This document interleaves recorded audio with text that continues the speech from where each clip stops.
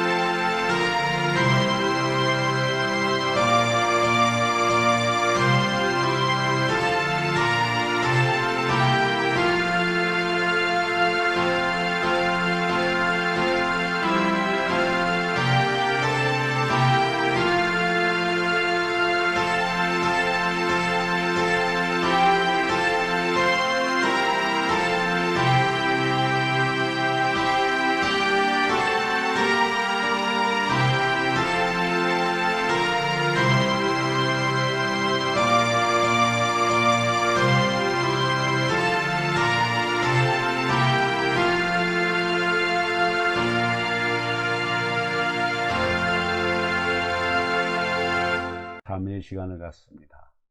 원수 갚는 것을 내게 맡기고 손으로 악을 이기라고 말씀하셨지만 오늘도 미움과 증오로 적개심의 불을 가슴에 안고 태연하게 예배에 참석하고 있는 내 모습은 아닌지 주님과 나만이 알고 있는 잘못을 반성하며 참회하는 기도를 계속합시다.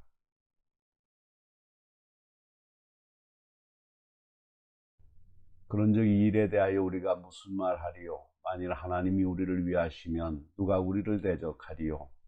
자기 아들을 아끼지 아니하시고 우리 모든 사람을 위하여 내어주시니가 어찌 그 아들과 함께 모든 것을 은사로 주시지 아니하시겠느뇨? 그러므로 주 예수 그리스도 안에 있는 자에게는 결코 정죄함이 없느니라. 아멘. 오늘 우리에게 주시는 말씀은 잠언 16장 9절의 말씀입니다. 사람이 마음으로 자기의 길을 계획할지라도 그의 걸음을 인도하시는 이는 여호와시니라. 로마의 철학자 세네카는 인생의 가장 큰 결함은 항상 불완전하다는 것이라고 했습니다. 사람의 성숙 단계는 다음 자기 단점을 발견하는 것입니다. 사도 바울은 성화 과정에서 오호라 나는 곤고한 사람, 죄인 중에 괴수라고 했습니다. 사람은 자기에 대해서 너무 모릅니다. 사람들은 대부분 자기 위주의 자세로 살아갑니다. 모든 것이 자기 계획대로 자기 힘으로 되는 줄 알고 있습니다. 그러나 본문은 우리에게 명백하게 말해줍니다. 사람이 마음으로 자기의 길을 계획할지라도 그의 걸음을 인도하시는 여호와시니라. 1절에서는 마음의 경영은 사람에게 있어도 말의 응답은 여호와께로부터 나오느니라고 했습니다. 사람은 세 가지 가치관이 정립되어야 됩니다. 올바른 신앙과 인생의 올바른 가치관, 그리고 인생의 올바른 내세관이 정립되어야 합니다.